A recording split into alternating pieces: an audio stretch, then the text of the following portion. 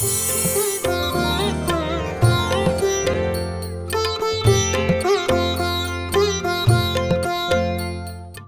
ये बात कर रहा था, अपने पास जिस पर्युषणा पर्व की आराधना है वो कैसे पर्व बन गया, कल्प में से पर्व कैसे बन गया। पहला नंबर में कल्प जो होता था वो साधु और साध्वी जी महाराजों का ही था। ये कल्प पर्युषणा पर्व के पहले प्रवचन में जो 10 आचार बताया है, उस 10 आचार के लिए हेडिंग मारा लगाया है साध्वाचार। साधुओं का 10 आचार है, गृहस्थों का नहीं। इसलिए पर्युषणा कल्प नाम का आचार हमको करना है और हम अपने आचार के हिसाब से चलते हैं, जिसमें 5-5 दिन का वो आचार था। जिन धर्म की कितनी जबरदस्त व्यवस्था है, कितनी जबरदस्त। क्यों 5-5 दिन? उसके पीछे भी जिन धर्म लॉजिक देता है। 3 दिन नहीं रखा, अट्ठई आपने 8 दिन की रखी और पर्युषणा कल्प आपने 5 ही दिन का रखा, ऐसा क्यों? और उसका भी क्लैरिटी शास्त्रों देते हैं, बताते हैं क्यों। आपको पता है ये सब जो चल रहा ना, पर्युषणा कल्प, पुराने समयों में चातुर्मास कोई एडवांस में तय नहीं होता था। हाँ, एडवांस में तय नहीं होता था। तो फिर चातुर्मास होता था कि नहीं होता था? अरे भाई, चातुर्मास तो कल्प है और आचार के रूप में होता ही था। लेकिन महाराज साहब कैसे होता था? फिर तय नहीं होता था तो चातुर्मास कैसे होता था? चातुर्मास होता था, निर्णय नहीं होता था तो कैसे चलता था? कितनी सुंदर व्यवस्था थी, कितनी सुंदर। न संघ को टेंशन, न साधु को टेंशन। अभी तो दोनों को टेंशन चल रहा है। हाँ, समझ लो कि 2018 की साल में 18 की साल में मुझे दूसरा चौमासा करना हो तो संघ वाले कहेंगे महाराज साहब फिक्स हो गया, अभी आपका नंबर 19 में आएगा, 17 में 18 में नहीं आएगा। हाँ, फाइनल हो गया। 2018 का चातुर्मास निर्णय हो गया और आ जाएंगे। मैंने ये संघ को भी निर्णय हो जाते हैं, साधुओं को भी निर्णय करना पड़ता है। शास्त्रों ने लिखा है कि साधु का जीवन तो अनियत जीवन है। अनियत मीन्स कुछ भी कंफर्म नहीं, उसका नाम अनियत। मस्ती में जीना, अवधू सदा मगन में रहना, जगत जीव है कर्माधीना, अचिरज कछुआ न लीना, अवधू सदा मगन में रहना। हाँ, सदा आनंद में रहना। निर्णय होने के बाद शांति होती है, आनंद जाता है। टिकट कंफर्म हो गई, बाद में शांति या आनंद? हाँ, शांति ना, टिकट कंफर्म हो गई। हाँ, शांति। टिकट कंफर्म हो गई, इसके लिए शांति है। नहीं हुई होती तो आनंद था। पूछो कैसे, पूछो। महाराज साहब ये कहाँ से आया? एक बात समझ के रखो, एक बात समझ के रखो, टिकट कंफर्म हो गई, आज तो शांति है। लेकिन जब टिकट कंफर्म होने के बाद जिस डेट आई और उस डेट के ऊपर समझ लो कोई ऐसी घटना है कि जिस घटना को आपको मिस करनी पड़ती है, मिस करनी पड़ती है। क्या करूं? टिकट बुक है, जाना ही पड़ेगा, दूसरा कोई अल्टरनेट नहीं है, फाड़ कर रख सकता नहीं हूं, जाना ही पड़ेगा। और इसलिए टिकट बुक थी, इसलिए आपको जाना पड़ेगा। लेकिन बुक नहीं होती तो आप कह सकते थे कि बुक नहीं थी इसलिए नहीं आता हूं। इसलिए बुकिंग शांति देता है, आनंद चला जाता है। और हमको ऐसा अनुभव होता है। अभी चौमासा की शुरुआत में ही मैंने इधर 2 जुलाई का चौमासा का प्रवेश कर, उसी दिन ही मैंने 4 दिसंबर की कोयम्बतूर की अंजन चला का प्रतिष्ठा का डिक्लेयर कर दिया। अभी मुझे समझ लो कि पीछे से कोई आया कि महाराज साहब उपदान कराना है और मुझे आपकी निश्रा चाहिए, तो मैं क्या कहूँगा? हाँ, क्या कहूँगा? प्रतिष्ठा कैंसिल या उपदान कैंसिल? हाँ, प्रतिष्ठा नक्की हो गई। और आप भी नहीं बोल सकते और मैं भी नहीं बोल सकता हूँ। चलो,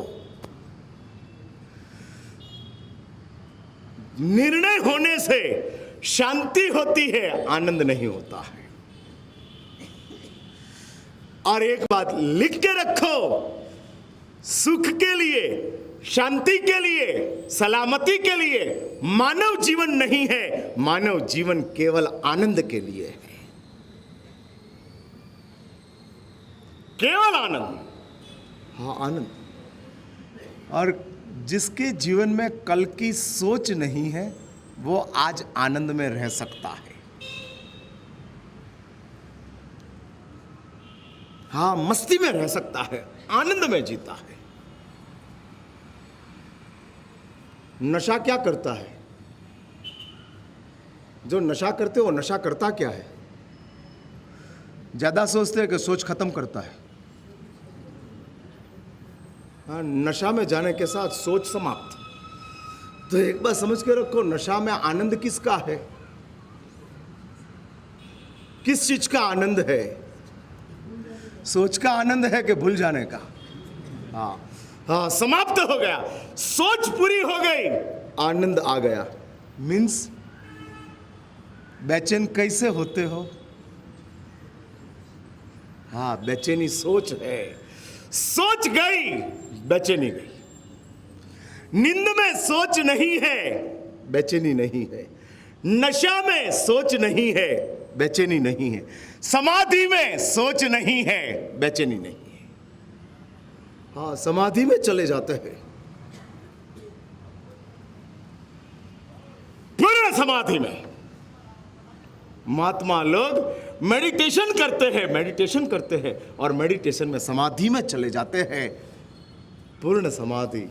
सोच समाप्त, और सोच समाप्त होने के साथ आनंद आनंद आनंद अनुभव है। नींद का या नशा का आनंद इमिटेड है, समाधि का आनंद ओरिजिनल है। जगने के बाद जिसको लगता है कि लेट हो गया, वो आनंद इमिटेड है। नशा उतरने के बाद जिसको लगता है कि मैंने सही नहीं किया, वो आनंद लिमिटेड है। जिस आनंद उतर जाने के बाद खुद को दुखी करता है, वो आनंद आनंद नहीं है।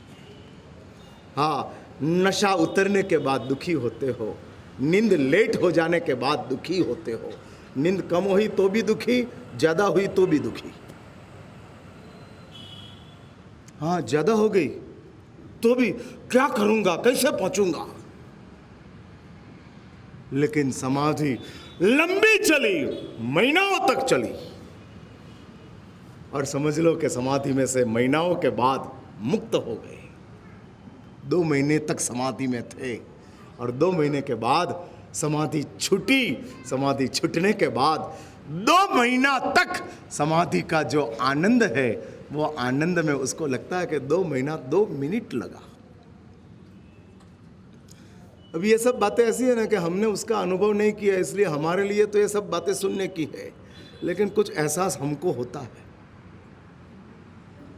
अरे, आनंद समाधि का प्राप्त होता है।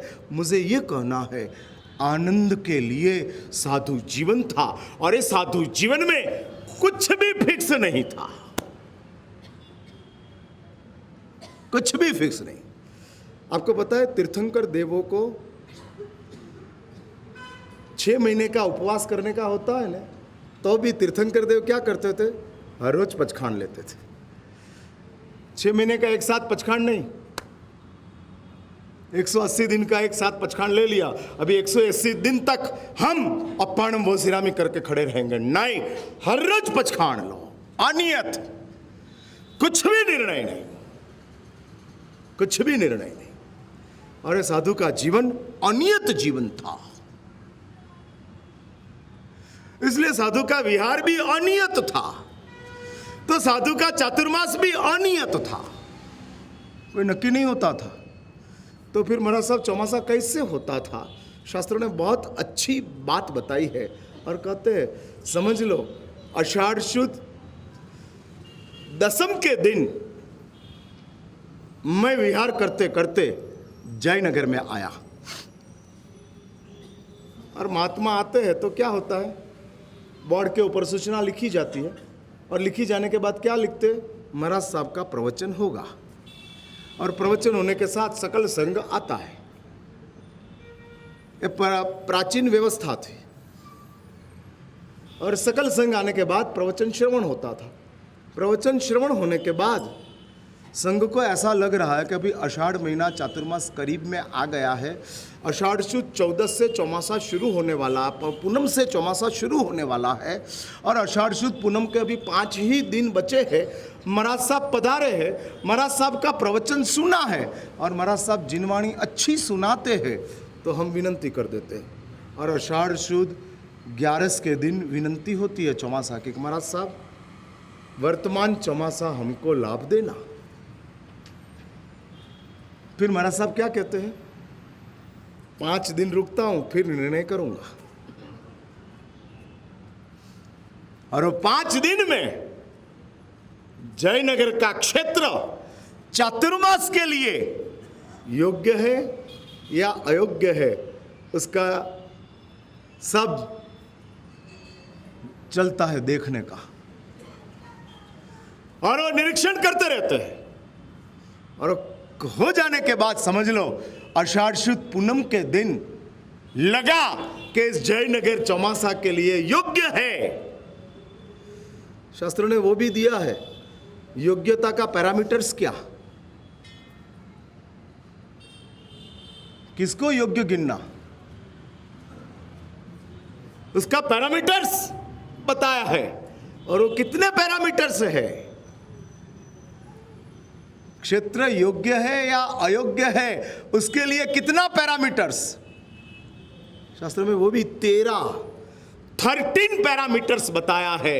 और इस 13 पैरामीटर्स में से यदि 4 पैरामीटर्स मिल जाते हैं तो क्षेत्र चातुर्मास के लिए योग्य है, 4 भी नहीं मिलते हैं तो चातुर्मास के लिए अयोग्य है। अभी वो 13 पैरामीटर्स की भी बात पर्युषणा पर्व के प्रवचन में आएगी, वो मैं दिखाऊंगा उस समय। जयनगर कहाँ आता है वो उस समय देख लेना आपको। हाँ, साइज देखनी पड़ती है, रेडीमेड में तो साइज देखनी पड़ती है। हाँ, इसमें बताया मैक्सिमम 13, मिनिमम 4, और बीच में आया तो मध्यम। और इसलिए आषाढ़ शुद्ध पूनम के दिन समझ लो कि महात्मा को लगा कि इधर चातुर्मास कर सकते हैं, तो पूनम के दिन महाराज साहब निर्णय करते हैं कि मैं आगामी चातुर्मास जयनगर में करूंगा। अभी निर्णय हुआ चातुर्मास का, फिर सबसे पहला क्या करने का, तो शास्त्र में लिखा है, धर्म का आरंभ वैर का विसर्जन से होता है। जब तक अपनी अंतरात्मा में, अपने मन में वैर है, दुश्मनी है, मन मुटाव है, तब तक धर्म का प्रवेश नहीं हो सकता है, नहीं हो सकता है।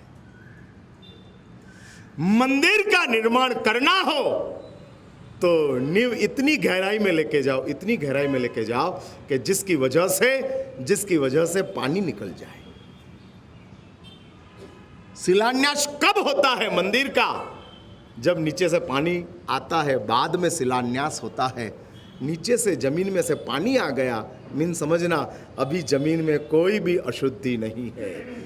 ठीक वैसा शास्त्रों ने बताया है और कहते हैं जब तक वैर है तब तक धर्म का मंदिर के लिए मन की धरती अशुद्ध है। वैर का विसर्जन करो, विसर्जन करो, विसर्जन करो। मैत्री के पर्व बहुत आते हैं, क्षमा का पर्व एक जिन शासन ने दिया है।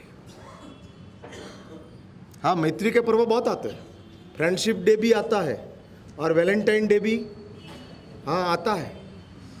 हाँ, वैलेंटाइन डे भी आ जाते हैं 14 हाँ उम्र वाले लोगों को भी पता है। हाँ, 14 फरवरी वैलेंटाइन डे है। हाँ, और ये जानते हैं इसलिए मैत्री के पर्व आते हैं। लेकिन क्षमापना, वैर का विसर्जन, वो सिर्फ जैन धर्म का ही दिन है। और इस वैर का विसर्जन के लिए शास्त्रों ने कहा सबसे पहला आषाढ़ शुद्ध पूनम के दिन चातुर्मास का निर्णय हुआ है, तो आषाढ़ वद एकम के दिन सबसे पहला संवत्सरी प्रतिक्रमण होगा, आषाढ़ वद एकम को। और बाद में चौमासा की शुरुआत, पर्युषणा कल्प पूर्ण होता है और चातुर्मास का आरंभ होता है। संवत्सरी प्रतिक्रमण जहां करते हो वहां आपको चातुर्मास संपन्न करने का है।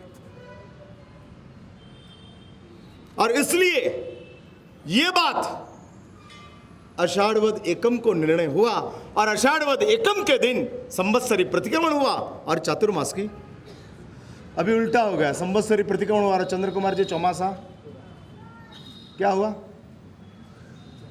प्रतिक्रमण हो गया, फिर चौमासा पूरा ना, हाँ पूरा हो गया। संवत्सरी प्रतिक्रमण के साथ तो चौमासा की शुरुआत होती है। हाँ, चौमासा का आरंभ ही तब से होता है। इसलिए हकीकत में रात्रि भोजन का त्याग करना हो तो कब से शुरू करना? अभी करना है निर्णय ऐसा? अभी जगह तब से सवेरा, उसमें क्या, आज से निर्णय करो कि महाराज साहब चौमासा तक हम पर्युषणा पर्व से मानते थे, पर्युषणा पर्व तक चौमासा है, इसलिए हमने रात्रि भोजन का त्याग पर्युषणा पर्व के हिसाब से किया था। लेकिन आपने कहा पर्युषणा पर्व की आरंभ तो संवत्सरी प्रतिक्रमण से होता है, तो तब से रात्रि भोजन त्याग। चौमासा शुरू होता है, पूरा नहीं। तो फिर सवाल उठा, आपको उठेगा महाराज साहब तो भादरवा शुद्ध पांचम के दिन ही क्यों संवत्सरी प्रतिक्रमण था? अभी चौथ है, पहला पांचम थी। परमात्मा महावीर ने संवत्सरी प्रतिक्रमण की आराधना कब किया था? प्रभु को तो करने की जरूरत नहीं थी। छद्मस्थ अवस्था में परमात्मा प्रतिक्रमण की बात करते होते तो संवत्सरी भादरवा शुद्ध पांचम के दिन होती थी। पर्युषणा पर्व के आराधना में संवत्सरी प्रतिक्रमण भादरवा शुद्ध पांचम को होता था। लेकिन एक वापस जैनाचार्य कालकसरीश्वर जी महाराज युग प्रधान आचार्य थे और उस युग प्रधान आचार्य महाराज के पास कालकसरीश्वर जी महाराज ने, नगर का राजा शालिवाहन राजा था और वो शालिवाहन राजा को कहा, सुश्रावक था, और इसलिए आचार्य महाराज ने कहा भादरवा शुद्ध पांचम के दिन संवत्सरी महापर्व है और संवत्सरी महापर्व का प्रतिक्रमण भादरवा शुद्ध पांचम के दिन होने वाला है। राजा ने कहा, गुरुदेव पांचम के दिन मैं नगर का राजा हूं और पहले से मेरा प्रोग्राम तय हुआ है। नगर में उस समय लौकिक परंपरा में इंद्र को आवाहन करने की एक विधान चल रहा था और इंद्र की अनुज्ञापितव्य बुलाने का विधान चल रहा था, इसलिए मुझे उसकी विधि विधान में जाना पड़ेगा गुरुदेव। पांचम के दिन मैं संवत्सरी प्रतिक्रमण नहीं कर पाऊंगा, मेरी आपको विनंती है। राजा ने आचार्य महाराज को विनंती की, गुरुदेव पांचम के बजाय छठ कर दो।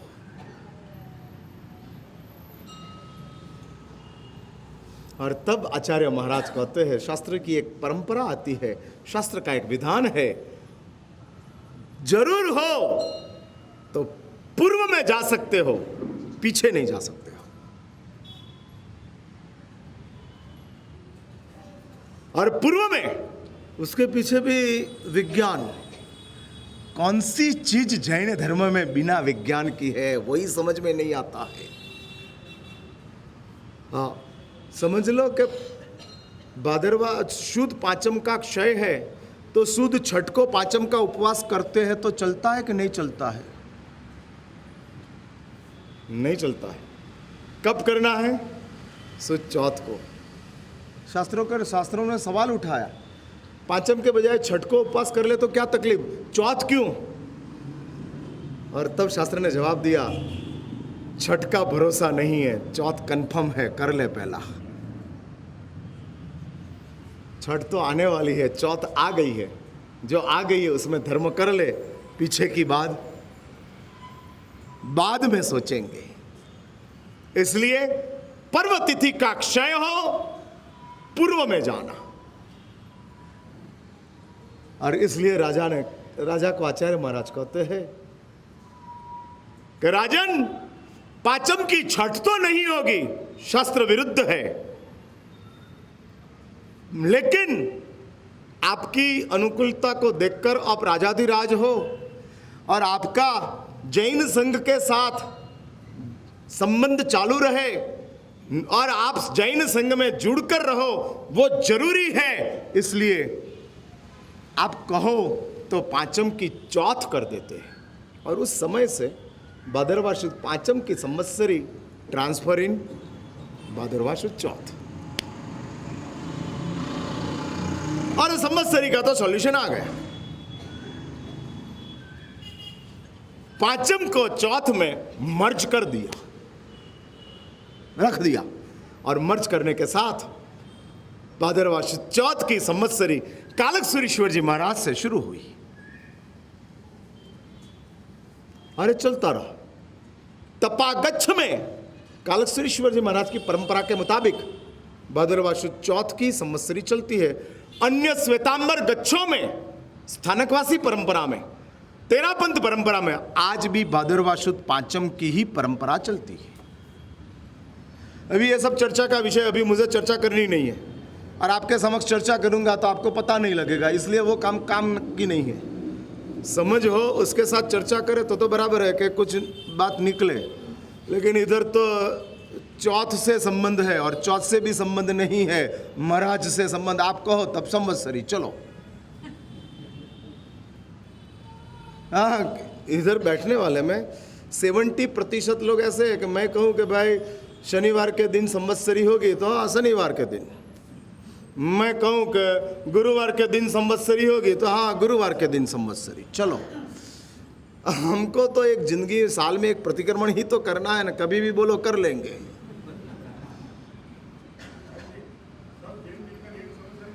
हाँ, आ गई बात। सब जैन मिलकर एक संवत्सरी नहीं मना सकते, जरूर मना सकते हैं, जरूर। लेकिन एक बात है कि अकेला बेंगलोर उसमें निर्णय नहीं कर सकता है, वो नेशनल लेवल का सवाल है। हाँ, बेंगलोर शुरुआत नहीं कर सकता है, शुरुआत ऊपर से ही होती है। हाँ, साधु लोग ही कर सकते हैं, साधु लोग भी नहीं, आचार्य ही कर सकते हैं। साधु को भी वो राइट्स नहीं है, आचार्य को वो राइट्स है। और जो गच्छाधिपति आचार्य है, मैं आचार्य हूं, आप इधर कर लो निर्णय, नहीं चलता है। अकॉर्डिंग टू कॉन्स्टिट्यूशन मुझे निर्णय लेना पड़ता है। हाँ, अकॉर्डिंग टू कॉन्स्टिट्यूशन, और ये कॉन्स्टिट्यूशन के साथ चलता है। मैं भी मानता हूं समग्र जैन संघ की एक ही संवत्सरी की आराधना हुए बहुत जबरदस्त काम हो जाए, बहुत जबरदस्त।